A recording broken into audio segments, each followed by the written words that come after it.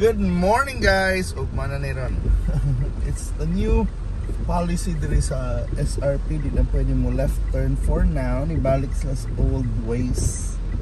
Every morning, every rush hour and evening rush hour kay bawal na maglabang-labang, bawal na muliko diri, bawal.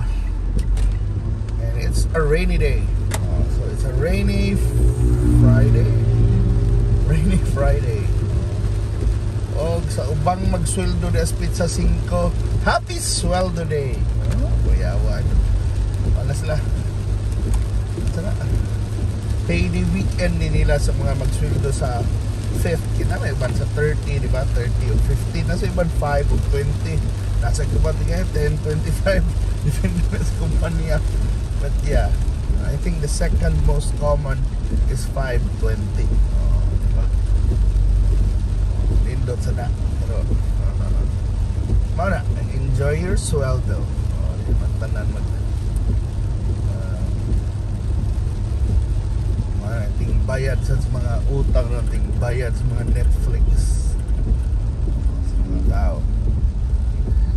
So very interesting one. And I guess init yapon na itong issue on flood control, and I guess we have an investigation sa Congress about flood control. And the funny thing is malagi na madiscover na to daghan kay congressman sad or politicians involved aning, you know, karing scam, this big scam about flood control. What about the kuan, di ba? We always, I don't know, lahi na ron na panahon ba sa una, we always accept na mao gina na ginikawat na ginikuan, di ba? Pero ang problema magud karon, di ba, gini mga ghost projects, mga dana wa gitukod, mga tulay na wa diha, tulay going nowhere. There are really a lot of anomalia. Kana dali na kay magubang daan na sige lang tag-ayo kada tuig. Pero mao na atong question na naman. Sa una i-accept naman nato. May kay karon mo ron na nanay indignation. Kangang kay sa tinuod lang naapektuhan yun ang mga tao. Sa una kung titay Pakistan dito sa Sulu, kung may daan pa doon sa bukid, di man mangagi dito. We really don't mind, or di man mind, pero don't know, okay, dili man waman makaapekto sa atoa kanang may mga ghost project, wala man gihayaan na. That's not what, but di na bago ng mga ghost project. Pero lahi ng flood control kay naapektuhan naman ta, ibang baha naman ta, nakuha naman ta, and yet these people wala gina. I guess they're foolish. They were foolish na they show off their wealth. They show off their wealth sa internet. Di ba katala hasta mga congressman ron, congresswoman. Mag-Instagram naman sa, mag-Facebook man sa, public man sa nila na mo appeal man sa sila na mo nagpina lifestyle na mo nagpasuya ba na ang lifestyle that we show off things on our Instagram pages, our houses, our clothes, our God. Unfortunately, pila na yung sweldo ng mga congressman, di ba? Di ba? You're wearing a 10 million watch, let's say, nga na ba? Manulob mo ng alas. There's nothing wrong kung kaya na lagi. But, since you're a public servant, di na malikayan na naiduda. We can't, you can't stop people from speculating that you're buying those expensive stuff because technically wakay puhunan, it's not from hard-earned money, but it was really from like a kickback or something, the perks of being a person in power. And mao na ikuan na nasakto man sana, and sometimes ang uban madamay lang because ang ilang mga anak maoy marag kuan ba ang bugiro kay, because in this generation mao lagi the generation that craves for likes, hearts, o kuan, marag feeling nila mo na acceptance, feeling nila kung influencers la, feeling nila kung daghan sila followers, it validates their like existence, or it validates na maayo sila, you're good, you're awesome, it makes like gives you cortisol, happy hormones na lang na Mamay mo nag-basis, nag-iuban, ma-depress, magali. There was a time I had a talk sa mga estudyante des kuan, mga mass-comm students sa Cebu Normal University. Nanguntahan ako nila na, you're mass-comm students, how come di mo vlog? Or katong mga film students, how come you don't make videos on YouTube and TikTok? Na bang pre-practice na nimo ba? Kasi eventually that's gonna be your job. Di ko sila mag-ingana kay gamay ra ko no mulay ko no. Mura sila masakitan. Kuyawa diyan. Kuyaw sa mga tawhana. So I guess mo na nagi validation in likes. Mura pag lahat ka ma-viral mura pag buwan na ka, mura ka sikat ka. Dali naman ni ron masikat.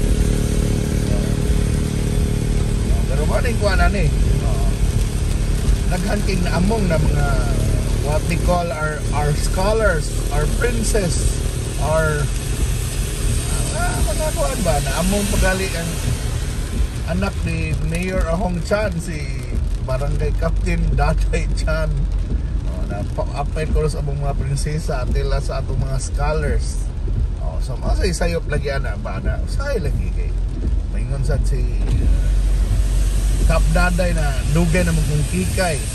Di mo na malikayan bitaw, kikay ta. Pero mao lagi na once you're wearing clothes na you're wearing $500,000 or sometimes katuguling biggest controversy katong you're wearing a necklace that's 11 million. Di ba? Kana ba? Unsam na yung pag 11 million be, di man tanamo nito 11 million. Man, let's just say kagdak mo yung mga negosyo na may ang problema lang is you're a public servant. Di ba? You're working for the people who are earning way less. You're working for, mura pag iboto ka na mo, mura ka actually you're the one ingon mo when you run, ingon ba mo serve.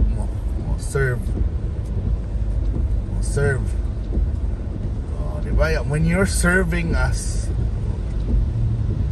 serve ka, diba?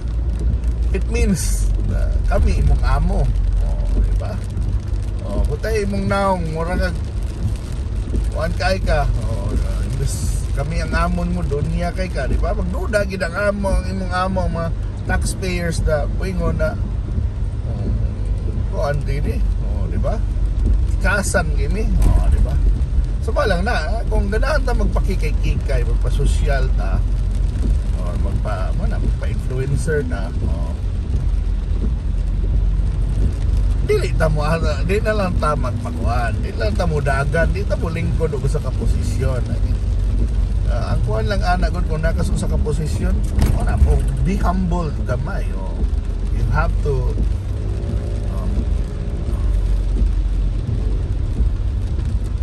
you have to kuan ba? Adjust na lang. Antos ka. Diba? Lahi man bitaw tanaon. Sa highway bitaw kaning mga politiko. Ganahan kayo magsakay-sakay mga helicopter. Mayara ba mo? Nindot kayo ng auto. I-flex. Flex na lang.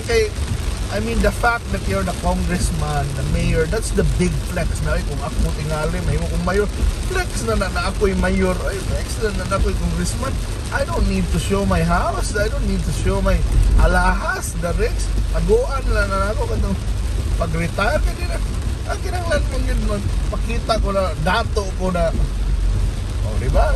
Pakita na, dato mong yun ka na. Anong kunahimo kang, di man ka pwede tayo makalingkod basta-basta dakong posisyon o panahon na di ka dato or unless isuportahan sa kag dato. Point na is you don't need to flex anymore.